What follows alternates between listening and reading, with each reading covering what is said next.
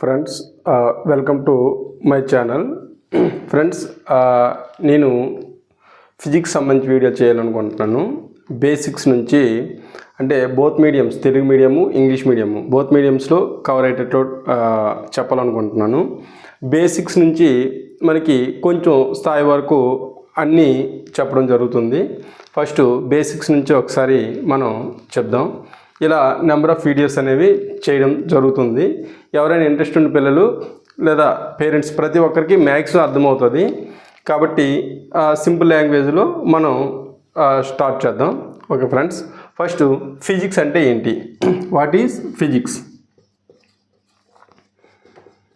Physics అంటే ఏంటి? ఫిజిక్స్లో దేనికోసం చదువుతాం?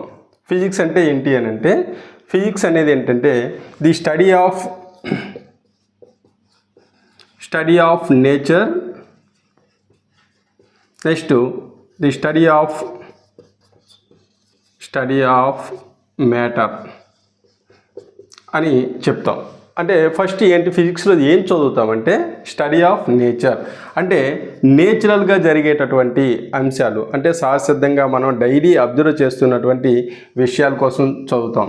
అంటే ఏంటి అని అంటే, మనం ఎగ్జాంపుల్గా మనం చూస్తే ఒక ఆబ్జెక్ట్ ఏదైనా తీసుకుంటే దీన్ని విడిచిపెడితే కింద పడిపోతుంది. ఇది సహజసిద్ధంగా మనకి జరిగేది. నెక్స్ట్ ప్లానెట్స్ అనేవి ఏంటంటే చుట్టూ తిరుగుతాయి అనేది మనం తెలుసుకున్నాం. థర్డ్ వన్ ఏంటి అంటే, ఏదైనా ఒక ఆబ్జెక్ట్ తీసుకున్నాం. ఆబ్జెక్ట్ తీసుకుంటే బయట దాని యొక్క మాస్ అనేది, బరువు అనేది ఎక్కువగా ఉంటే అది వాటర్లో తక్కువగా ఉంటుంది. ఇలాంటి విషయాలు చాలా అబ్జర్వ్ చేస్తాం. బయట ప్రకృతి నుంచి, నేచర్ నుంచి మనం అబ్జర్వ్ చేసేటటువంటి విషయాల్ని దీనిలో చదువుతాం. అది ఒక ఆస్పెక్ట్ అయితే, సెకండ్ వన్ ఏంటంటే స్టడీ ఆఫ్ మ్యాటర్ అంటే మనకి పదార్థంలో ఏముంటుంది, మ్యాటర్ అంటే ఏంటి, పదార్థంలో ఏముంటుంది. ఇప్పుడు పదార్థంలో ఏముంటుంది ఏంటంటే తెలుసుకోవడం వల్ల ఈరోజు లైట్ కానీ లేకపోతే మొబైల్స్ నుంచి ప్రతి ఒక్కటి మనకి ఎలక్ట్రిసిటీ నుంచి అన్నీ కూడా మనం దీన్ని బేస్ చేసుకొని మనం చెప్పగలుగుతున్నాం. ఓకే, కాబట్టి మెయిన్గా ఏంటంటే study of nature, study of matter అని చెప్తాం. ఓకే, ఇప్పుడు మనం అబ్జర్వ్ చేసినట్లయితే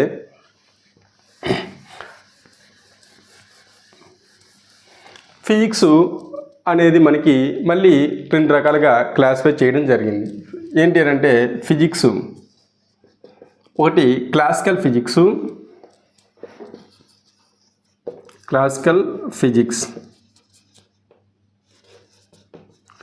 రెండు క్వాంటమ్ ఫిజిక్స్.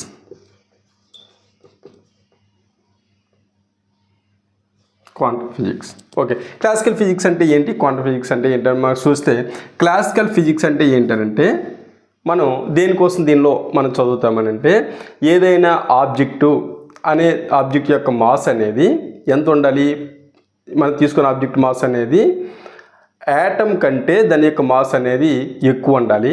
మరియు మనం చూస్తున్నటువంటి ఆబ్జెక్ట్ అనేది ఎంత వెలాసిటీతో వెళ్ళాలంటే లైట్ స్పీడ్ కంటే చాలా తక్కువ స్పీడ్తోని వెళ్ళాలి. దానికోసం మనం స్టడీ చేస్తే ఏమంటామంటే, దేనిలో చదువుతామని అంటే క్లాసికల్ ఫిజిక్స్లో చదువుతాం. అంటే ఇప్పుడు ఇది ఉంది, ఈ పెన్ అనేది ఉంది, దీన్ని మనం ఏంటి హారిజంటల్గా వెర్టికల్గా వేసినాం. దీనిపైన ఫార్ములాస్ ఏమైనా సరే, అంటే దీని యొక్క మాస్ అనేది యాటమ్ కంటే ఎక్కువ ఉంది. నెక్స్ట్ దీని యొక్క వెలాసిటీ అంటే లైట్ స్పీడ్ కంటే తక్కువ ఉంది. కాబట్టి దీనికి సంబంధించిన ఫార్ములాస్ అన్నీ మొత్తం టోటల్ దేనిలో చదువుతాం, క్లాసికల్ ఫిజిక్స్లో చదువుతాం. మరి క్వాంటమ్ ఫిజిక్స్ దేనికోసం చెప్తుంది అని అంటే, లైట్ స్పీడ్తో సమానంగా పార్టికల్ అనేది మూవ్ అవ్వాలి. సెకండ్ వన్ ఏంటంటే దాని యొక్క సైజ్ అనేది యాటమ్ కంటే చిన్న సైజ్ అవ్వాలి. అటువంటి పార్టికల్స్ కోసం స్టడీ చేసేదాన్ని ఏమంటే క్వాంటమ్ ఫిజిక్స్ అని చెప్తాం.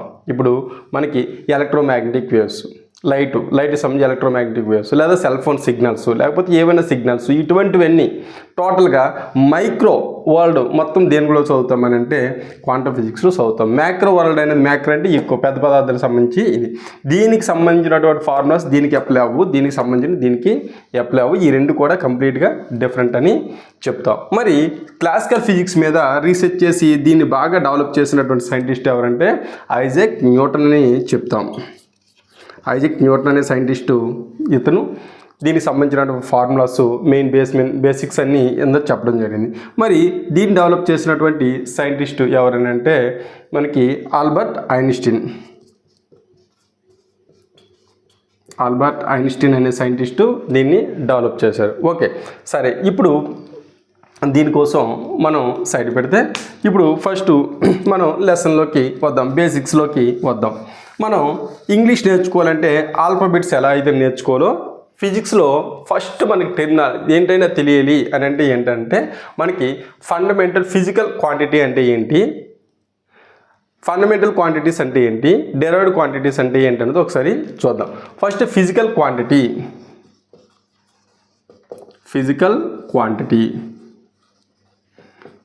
క్వాంటిటీ అంటే ఏంటి అని అంటే మనం ఏ పదార్థం అయితే దానికి మనం మెజర్ చేయగలము, కొలవగలము, దాన్ని ఏమంటాం అంటే ఫిజికల్ క్వాంటిటీ అని చెప్తాం. అంటే ఇప్పుడు ఈ పెన్ ఉంది, దీని యొక్క లెంత్ కావాలంటే కొలవచ్చు, దీని యొక్క బరువు కావాలంటే కొలవచ్చు. మరి ఇది ఫిజికల్ క్వాంటిటీ అవుతుందంటే దీనికి సంబంధించి ఫిజికల్ క్వాంటిటీ. మరి ఫిజికల్ క్వాంటిటీ కాని కూడా ఉన్నాయి అంటే ఇమోషన్స్. వాడు చాలా కోపంగా ఉన్నాడు, చాలా అంటే అంత, దాన్ని మెజర్ చేయడానికి లేదు కాబట్టి అది ఫిజికల్ క్వాంటిటీ కాదు. ఓకే, సరే, ఇప్పుడు ఫిజికల్ క్వాంటిటీలో మెయిన్ టోటల్గా ఎన్ని ఉంటాయి అంటే 7 ఉంటాయి. అంటే ఫండమెంటల్ క్వాంటిటీస్ అని చెప్తాం, అంటే మనకి టోటల్గా ఆల్ఫాబెట్స్ వస్తే ఇంగ్లీష్ ఎలాగైతే వస్తుందో, ఇంగ్లీష్ మొత్తం ఆల్ఫాబెట్స్ మీద ఎలా డిపెండ్ అవుతుందో టోటల్గా ఈ 7 వీటిపైన ఫిజిక్స్ బేసిక్స్ అనేది మొత్తం ఫిజిక్స్ టోటల్ అన్ని ఫార్ములాస్ మ్యాక్సిమం దీని మీదే డిపెండ్ అవుతాయి. ఇవేంటి అనేది ఒకసారి మనం చూద్దాం. ఫస్ట్ ఏంటంటే ఫిజికల్ క్వాంటిటీ మనం లెంత్, టైం, మాస్ అనేది తెలుసు. అంటే మీరు ఏ ఫార్ములా తీసుకుంటే మెయిన్ ఏంటంటే ఈ 3 పైన ఎక్కువ డిపెండ్ అవుతాయి కాబట్టి వీటిని ఫండమెంటల్ ఫిజికల్ క్వాంటిటీస్ అని అంటాం. ఓకేనా? కాబట్టి length, time, mass. Electric current అనేది కరెంటు దాన్ని మెజర్ చేసేది. నెక్స్ట్ టెంపరేచర్ అనేది ఏంటి అని అంటే మనకు తెలిసిందే. నెక్స్ట్ అమౌంట్ ఆఫ్ సబ్స్టెన్స్ అంటే ఏంటంటే ఏదైనా మనం ఒక పదార్థం సబ్స్టెన్స్ తీసుకుంటే దానిలో ఎన్ని గ్రామ్స్ పదార్థంలో ఎన్ని పార్టికల్స్ ఉన్నాయి అనేది క్యాలిక్యులేట్ చేయొచ్చు. దీన్ని అమౌంట్ ఆఫ్ సబ్స్టెన్స్ అని చెప్తాము. నెక్స్ట్ ల్యూమినస్ ఇంటెన్సిటీ అంటే కాంతి యొక్క తీవ్రత, లైట్ ఇంటెన్సిటీ. అంటే మన జనరల్గా ఒక క్యాండిల్ ఇంటి దగ్గర వాడేటటువంటి క్యాండిల్ ఎంత లైటింగ్ ఇస్తుందో దాన్ని 1 క్యాండిల్ అని చెప్తాం. ఈ యూనిట్ చూస్తే మనకి లెంత్ దేనిలోకి చెప్తామంటే మీటర్స్లో చెప్తాము. మీటర్ అని చెప్తాం లెంత్ని. దీన్ని ఎంతో సింబల్ ఏంటంటే ఎం, టైంని సెకండ్ ఎస్, మాస్ దేనిలో కొలుస్తామంటే కేజీలో కొలుస్తాం, కిలోగ్రామ్ కేజీ. మరి ఎలక్ట్రిక్ కరెంట్కి యూనిట్ దేనిలో కొలుస్తామంటే యాంపియర్ ఏ. టెంపరేచర్ దేనిలో కొలుస్తామంటే కెల్విన్ అనే యూనిట్తో కొలుస్తాం. దీన్ని ఏమంటే కేతో చూపిస్తాం. నెక్స్ట్ అమౌంట్ ఆఫ్ సబ్స్టెన్స్ ఏంటంటే మోల్, దీన్ని MOL అని రాస్తాం. ల్యూమినస్ ఇంటెన్సిటీ కాంతి యొక్క తీవ్రత దేన్నంటే క్యాండిల్లో చూపిస్తాం. క్యాండిల్ అంటే ఆల్రెడీ చెప్పాను, మనకి ఇంటి దగ్గర వాడేటువంటి క్యాండిల్ ఎంత లైటింగ్ వస్తుందో దాన్ని క్యాండిల్ అని అంటాం. ఇప్పుడు మన బల్బ్ ఏదైనా సరే 100 క్యాండిల్స్ లైటింగ్ వస్తే 100 క్యాండిల్ అని అంటాం, దాన్ని CDతో చూపిస్తాం. ఓకే, మరి ఫండమెంటల్ క్వాంటిటీస్ పైన డిపెండ్ అయ్యే వాటిని ఏమంటామంటే మనం డెరైవ్డ్ క్వాంటిటీస్ అంటాం. డెరైవ్డ్ క్వాంటిటీస్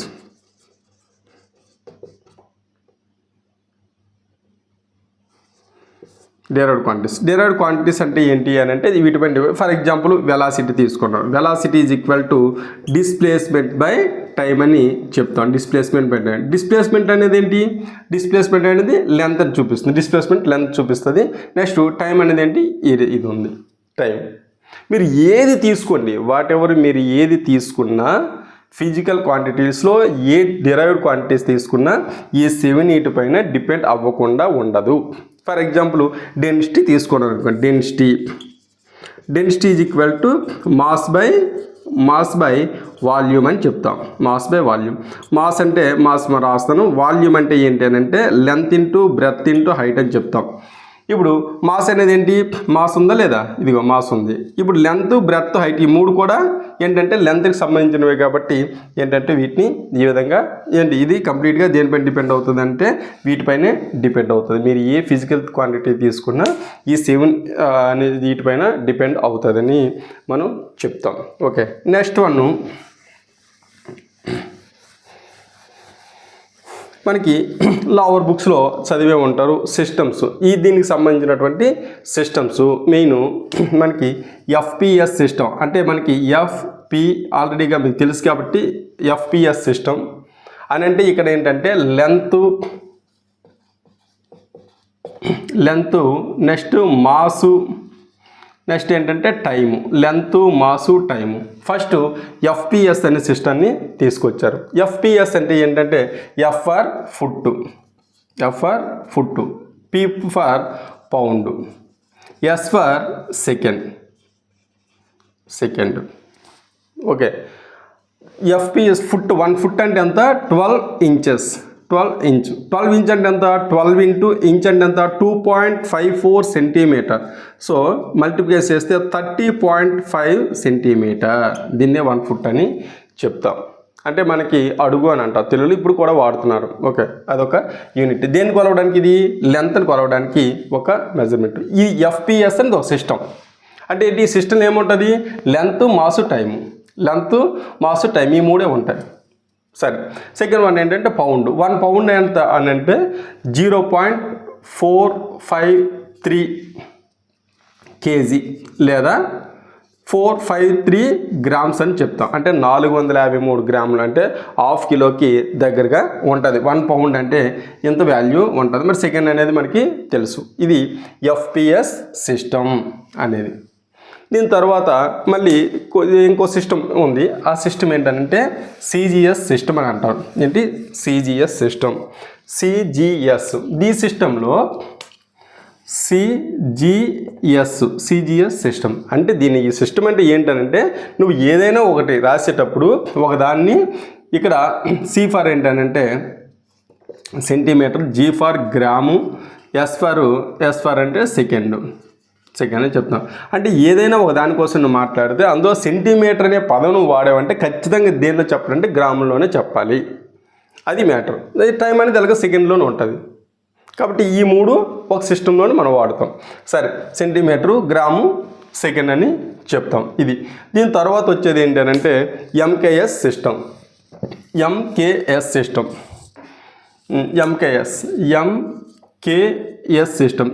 ఎంకేఎస్ అంటే లెంత్ని ఇక్కడ ఎం ఫర్ ఏంటంటే మీటర్ అని చెప్తాం. ఇక్కడ కే ఫర్ ఏంటంటే కేజీ, ఎస్ ఫర్ ఏంటంటే సెకండ్ అని చెప్తాము. అంటే ఈ సిస్టంలో ఎంకేఎస్ సిస్టంలో లెంత్ని మీటర్లో చెప్తాము, మాస్ని కేజీల్లో చెప్తాము, నెక్స్ట్ టైం దేనిలో చెప్తామంటే సెకండ్స్లోనే చెప్తాం.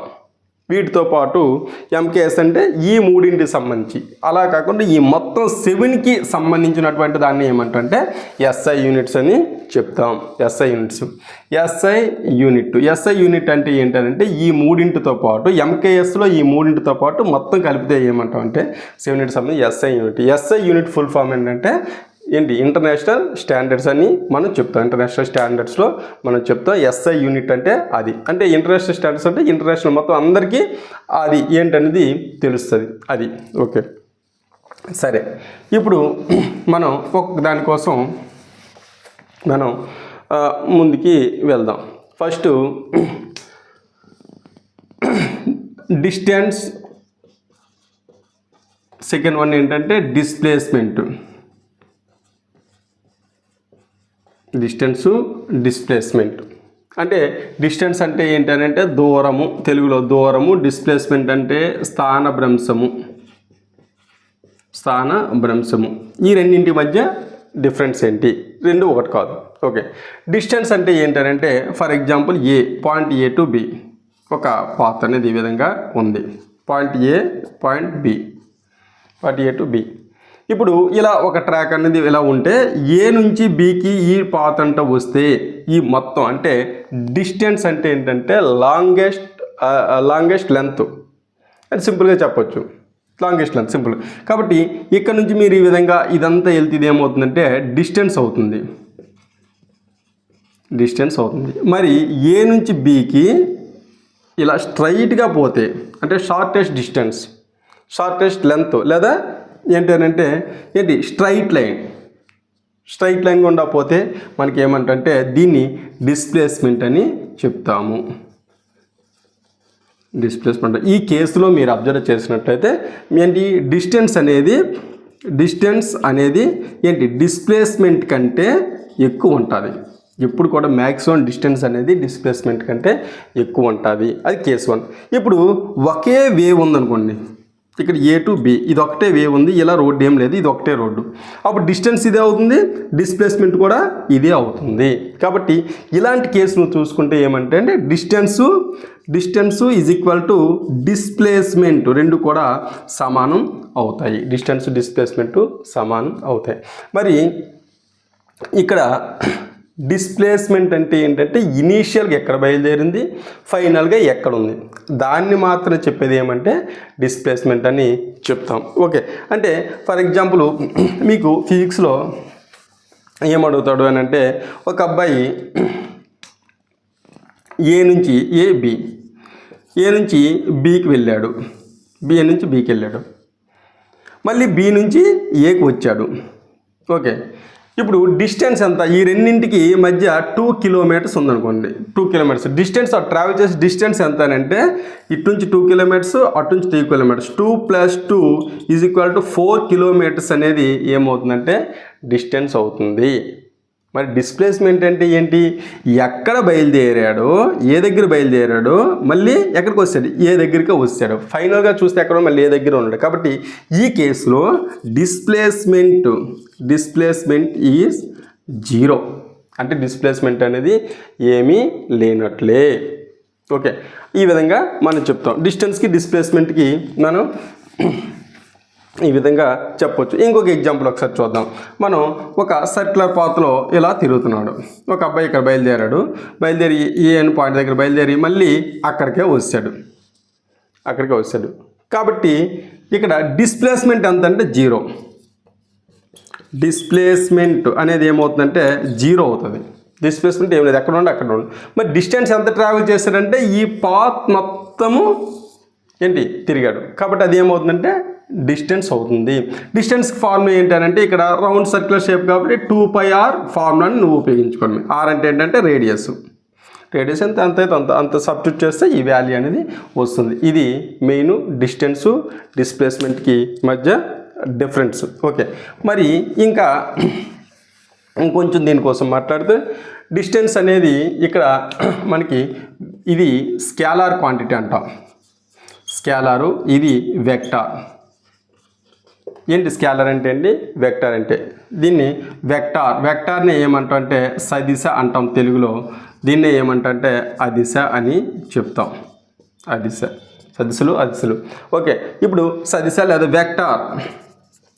వెక్టార్ అంటే it has both magnitude and direction. అంటే ఏంటంటే ఎంతో కొంత పరిమాణము ఉంటుంది, డైరెక్షన్ కూడా ఉంటుంది. అంటే వెక్టార్కి ఒక చిన్న ఎగ్జాంపుల్. ఇప్పుడు రాము అనే వ్యక్తి 4 కిలోమీటర్ నడిచాడు, 4 కిలోమీటర్స్ నడిచాడు, 4 కిలోమీటర్ వెళ్ళాడు అనేది చెప్పేది ఏంటంటే స్కేలార్ అవుతుంది. ఒక్కటి మాత్రం చెప్తాను, 4 కిలోమీటర్స్ వెళ్ళాడు అనేది. ఇప్పుడు రామ్ అనే వ్యక్తి 4 కిలోమీటర్స్ ఈస్ట్ వైపు వెళ్ళాడు, డైరెక్షన్ మెన్షన్ చేశాను కాబట్టి ఇది ఏమవుతుందంటే వెక్టారు అవుతుంది. తొలిది ఏమవుతుంది, స్కేలార్ అవుతుంది, అదిశ అవుతుంది, ఇది వెక్టారు అవుతుంది. కాబట్టి డైరెక్షను మ్యాగ్నిట్యూడ్ రెండు ఉంటే ఏమవుతుందంటే వెక్టార్ అవుతుంది. ఓన్లీ ఒకదాని కోసం చెప్తే ఏమవుతుందంటే స్కేలార్ అనేది అవుతుంది. ఇప్పుడు మనం లాస్ట్ చెప్పేది మనం చూస్తే ఇక్కడ మళ్ళీ ఒకసారి బ్యాక్ వెళ్తే ఏ నుండి బీకి వచ్చాడు, ఏ నుంచి బీకి వచ్చాడు. కాబట్టి ఇక్కడ డైరెక్షన్ అనేది లేదు, ఎన్నో కిలోమీటర్లు ఉంటుంది. ఒక 12 కిలోమీటర్స్ అనుకున్నాం, 12 కిలోమీటర్స్ ఏ నుంచి బీకి 12 కిలోమీటర్స్, డైరెక్షన్ అనేది లేదు. కాబట్టి ఇదేంటిది, ఇలా వస్తుంది ఏమని చెప్పాను, ఇదేంటిది డిస్టెన్స్. కాబట్టి డిస్టెన్స్కి ఏముంది, ఇక్కడ డైరెక్షన్ అనేది లేదు. డైరెక్షన్ ఇటు ఉందా ఇటువైపు ఉంది, డైరెక్షన్ అనేది ఏం స్పెసిఫిక్ చెప్పలేము. కాబట్టి ఏమవుతుందంటే ఇది డైరెక్షన్ లేదు కాబట్టి స్కేలార్ క్వాంటిటీ అవుతుంది. కాబట్టి ఇది ఏమన్నామంటే డిస్టెన్స్ అనేది స్కేలార్ క్వాంటిటీ.